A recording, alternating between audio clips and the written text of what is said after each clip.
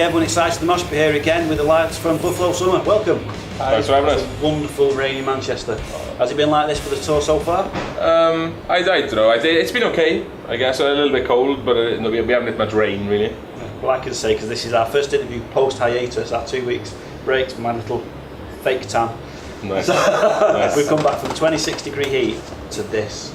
Beautiful. Gale force winds, kind of like oh, welcome home. Exactly. So the tour's going well. Yeah, it's been great. Loving it. Oh yeah, of course. So far. Yeah. Is it what you guys generally want to be doing? Because obviously at the moment, going on tour can be a bit boring. It can be monotonous. Different city each night. I think that's the appeal. That's the best part about it. It's the reason we do it. You know. So yeah, we're not bored of it yet. You know. Hopefully we'll be bored of it after we reach that point. We've all got separate tour buses, and I run out of video games for my PlayStation 4. Then suddenly that becomes boring. Like. I mean, because for a lot of people, it's living the dream. For the young lads, myself, I've been in bands most of my life. It's one of those that you always wanted to make it, but you've got to make that push, haven't you, at some point. And I just didn't have the balls to actually make that push. But did it just come naturally for you guys? You all of a sudden got together and... Yeah, kind of. I don't know, things just snowball to a certain extent. You know, you start off trying to do something and all of a sudden you're doing it, so... And then it's going up. Yeah. Another tour, never Gradual. home. That's Liver failure. Yeah. That's along with it. Old spandex and dead in the toilet. I always ask a couple of sensible questions as we go along, so I'll get them out of the way. A lot of press going about genres of music and various things, and obviously most people we speak to don't like to pigeonhole themselves into a specific genre. How would you guys express or say what your genre would be? What sort of music do you play? Hungarian hurdy-gurdy. Very good. I've not had that answer. It's just it's that sort of southern rock, bluesy southern rock with the sort of modern twist, really. just good old-fashioned feel-good rock and roll. It's like I say, we always say if it's good music, it's good music. Yeah, that's exactly it. Yeah. But I'd rather get the band's opinions, because you hear a lot of times say, oh, it's metalcore or it's heavy metal or whatever, and it's so many bands are breaking out of those molds. Yeah. I'd rather find out what you guys feel you sound like, because every time you get the reviews for your albums and everything through, you go, I don't kind of agree with that one somehow. Yeah. But I think pretty much any reviews we've had have sort of hit the nail on the head pretty much, and they seem to have sourced our influences pretty succinctly at that point. So yeah, we haven't had any shockers. We don't think about like what genre we are. I think it's more just we play the sort of music that we love to play, and if people like it, that's bonus. and you're obviously getting quite a good feedback, so things are going It's really going well. all right. Yeah, it's been good. Yeah. So have you had many more nights on the UK tour left? I think It's only a short one. yeah. So it was only 6 shows. So tomorrow night's the last night. Really? Anything that happened on the tour that was a bit different from what you normally would expect? Well, we had a show in Nottingham last night, and for the rest of time it'll be referred to as the show where everything broke. Oh, so- hence the infamous bass pedal. The bass Yeah. pedal, Bass Sam's given a a bass head. It was just one of those shows. Where So far you're in a deficit of money since you've had to go buy new equipment every time.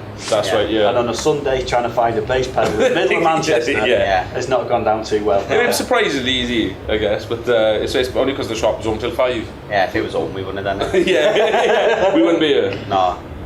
You're about to borrow someone somewhere. Yeah. Quick phone call. Can I borrow? Yeah. But Can we break this for Well, you? I was going to please? say that's probably more appropriate with you guys at the moment. Yeah. With your set list and the songs at the moment, is there a song that you would put out there for everyone to say this epitomises Buffalo Summer? I think the song that we've done, we've just recorded a video for Down to the River, Right. the first album, so I'd say that's probably the one that is... That sums us up pretty well, I think. Yeah. Is the video going to be coming out soon for people? It's already out. It's out there? Yeah, That's it's right, yeah. available on YouTube and things, and it's coming to Scuzz TV soon as well. Ah, there you go. So like that's the first video we've ever done, and that's why we chose it, because we thought as a band it kind of sums up, especially for like the debut album, it sums up who we are really as a band. I think it's got a bit of everything in that. As you say, it's your first video. How did it feel? Because obviously you've seen bands go do music videos, you've seen and now you're joining this band of official music. Well, it's a DIY ethic. I think anybody can do it these days if they put their mind to it, and I think it's important to have that sort of visual media presence online, which was probably something, that maybe we were lacking in a way, because we're a band really that tends to focus on the music rather than the other things that go alongside it. But then again, it's difficult because you're just concentrating on playing the music you love to play, and playing that the way you do. So the last thing you want to be thinking about is they've said we've got to do a music video, or they've said we've got to concentrate more on Facebook.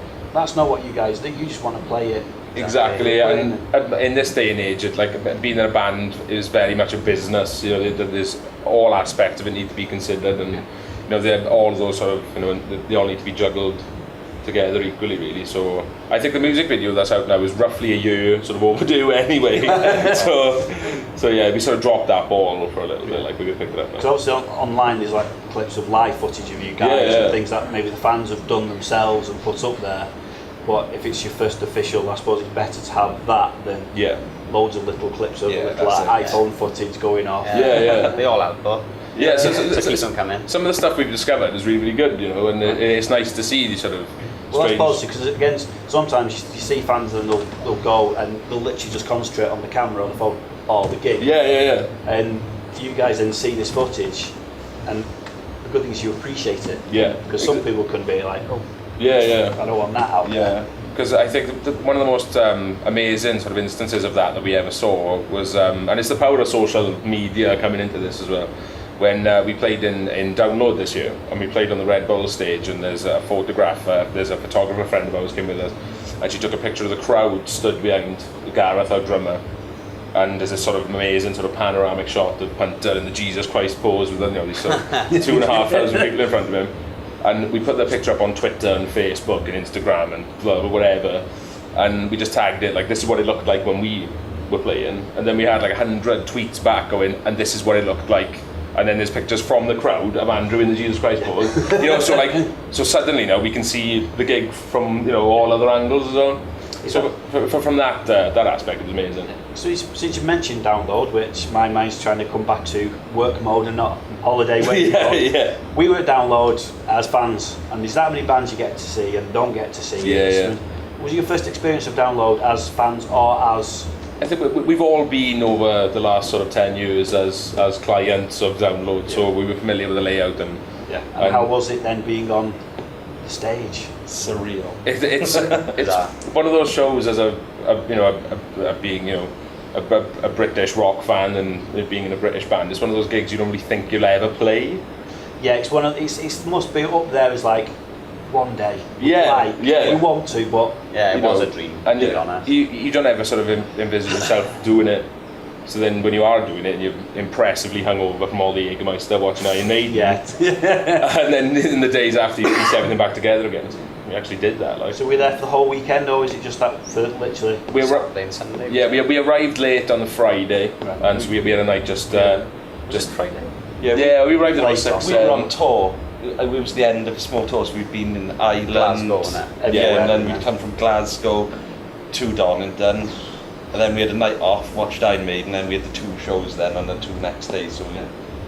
So you still had to climb good old. Yeah. So it's one of those. As a festival, I see it all the time. These bands come in, they come in for that day of the festival, then they shoot off. And that's it, exactly. And it's kind of I understand why with the tours, but it must be nice to be able to sit back and go, right, we've done our job.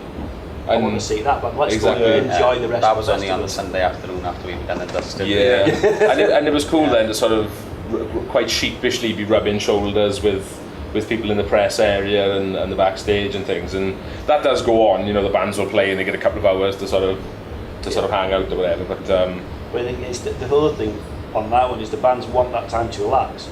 But as you've probably seen, that press area, I've not been there as press yet, so fingers crossed for next year.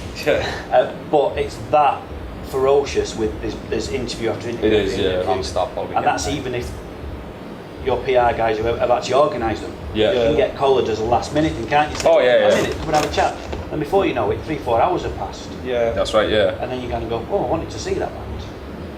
we went up to watch Heaven's Basement, and then we had a phone call saying, Get back to press area now. yeah, we've got to go and have photos for Classic Rock. So I was like, oh great, we've just walked over to watch them, and now we've turned around and walked back. Yeah. It's all good though, is it? Oh yeah, It's a weekend. It's one of those that you can't really, you're not complaining about because it's good exposure for you. Yeah, of course. It's just sometimes you still want to be that fan 10 years ago when you're there going, loving this. It's difficult to be the two people because you don't want to be the fanboy because you're technically because I struggle with that personally where like when you're in the press area and then somebody heroes walks past and then you have to be like Jason Newsted. Yeah, Jason Newsted was one for me, like shaking like a leaf. See, that's the problem we've got is because now we're doing this on ourselves and it's our company, mine and my wife. I'll say it again just so she knows the boss, my wife. Congratulations. Congratulations. It's my wife. I'm third best prostitute in Fararaki. Gentleman walking. But last year we were there with another company and when we did the book Cherry interview, she's book Cherry's like #1 fan. Yeah. She couldn't speak. Yeah, And it's one of those that exactly. I've still got to do an interview no matter who it is and it's kind of like what do you say? Yeah. What can you do? You just lose track of everything. That's And right, it's yeah. got- For reason for you guys still seeing like Iron Maiden, it's just kind of like, wow. You still get that little shock going. Oh yeah, absolutely. Because we did some tours with a band called Walking Papers. They're from Seattle, and the bass player is Duff McKagan from Guns N' Roses. And it's one of the only instances where we didn't really have that sort of really nervous sort of feeling, despite the fact that we're all massive Guns N' Roses fans. It's the fact that he's such a down-to-earth chap. You don't really. Yeah, you've got him on this pedestal. Yeah. And then when you actually meet them, you realise that this pedestal you put them on Is it's just another exactly, bloke. and instantaneously you realise he's just a normal bloke that happened to be in a band once. And a band that you love to pieces. and it's just Exactly, there. and yeah, he's such a down to earth bloke. There was none of this. There was no butterflies or anything. You just get on with him straight away. So as you said, penultimate night of the tour. That's right. What's the plans after the tour's finished? Is it kind of sit back, take stock of the whole of the year as a whole, or No. Tour again? That's right. You mean the management? Well, there is no management. It's a self-inflicted sort of cat and nine tails at this point. We are getting back. We've been really hard at work on the second album in pre-production. Right. So we get back. We've got another 2 weeks of pre-production. Then we go to Germany with the choir boys for a few shows. Then we get back into sort of pre-production. Possibly try and squeeze the album in before Christmas. Yeah, try. Yeah. Attempt So to do that. it's definitely not like. It's just tying up the loose ends of the album, really. We're just finishing off sort of the last bits of the songs, choosing a producer in a studio, and away we go. away to go, yeah. Are you finding it difficult? Because obviously, as you said, you had a tour before you went to download and finish that off, and then you're on tour again. Are you finding it difficult to actually find the time to sit back and write the new material, or is it just one of those processes that you just find naturally? We always write. Always when we're home, It's a constant process, and the way that things have worked out, like when we started and how much work we got done in the initial sort of thing, it feels like to us we've kind of got a year in hand, because the majority of the songs that will make up this record we've been playing live for 18 months, possibly more. So theoretically the songs we've got now is the second album and a little bit of the third one. Yeah. Right. So I was going to ask that question because sometimes some bands don't want to play the new material, or they might just get a little taste of one song and that's as much and hold it back. Yeah. But if it's fresh and it's something different and you want to get it out there, it must be nice that most of the people that have already seen you know what's coming. There was a reason where we played all the new stuff. It's because we went to Spain in like February of this year, and it was like our first headline tour, and we had to play for like an hour and a half every night. And so what you're trying to say is you didn't have enough material originally. The debut album was like how long was the debut album? 35 minutes. 40 minutes. So we were like, right, we better start playing some music. test the water. Essentially. Yeah. So So the people of Spain had some of the early incarnations of the new team. Oh yeah. They bullied us into it. Yeah. We'd walk off stage and there'd be 200 people shouting, oh god. So we go back out. Back on. Play every song we've got. Writing songs on stage. Was that your first headline tour? Oh, that was. Yeah. And good experience, because obviously it was amazing. It supports lots of good and getting out there. Yeah. But as you said, the realisation of 90 minutes. Yeah. It's always kind of like, shit. Yeah. What you used to play, you might do that in rehearsal, you might just keep playing and practicing, but 30 minutes, 40 minutes is what you normally used to. Yeah. Yeah, it's Culture shock. It's the kind of thing we've been doing extended sets, if you like, in and around South Wales for a little while. Pretty much within 6 months of us playing, we were being expected to do hour-long sets and what have you. And so it wasn't unusual for us. It was more like it was like training in stamina, really. Like to be able to sort of, you put as much energy into 30 minutes. Yeah. But to play an hour and 30, you have to retain that and then I try. was going to say, yeah, because you'll be kind of giving it all for those 30 minutes, then going. Yeah, knackered down, Shit, stand, stand, do nothing. We're not even halfway through. Yeah. Where's my beer gone? Shit. That's plenty of beer in Spain. Oh yeah. They've got good care of that. Generous. Oh yeah. So it was all a very, very good experience. Absolutely, and we're hoping to go back at some point. I think after the next record will be out, so we'll have a little bit more material, a little bit more product, and we'll head back to the people of Spain. Like Head back to go with albums 3 and 4. For this set. yeah, absolutely, yeah. Well, I'm going to say thank you very much, guys, for that interview. It's No been problem. a pleasure. Thank you for having And us. hopefully in the new year, when you guys are out with the second album, Yes, we'll catch up again. Yes, yeah, absolutely. Thank you. Never get enough, no they never get enough, never get enough, never get enough, never get enough, no they never get enough, never get enough.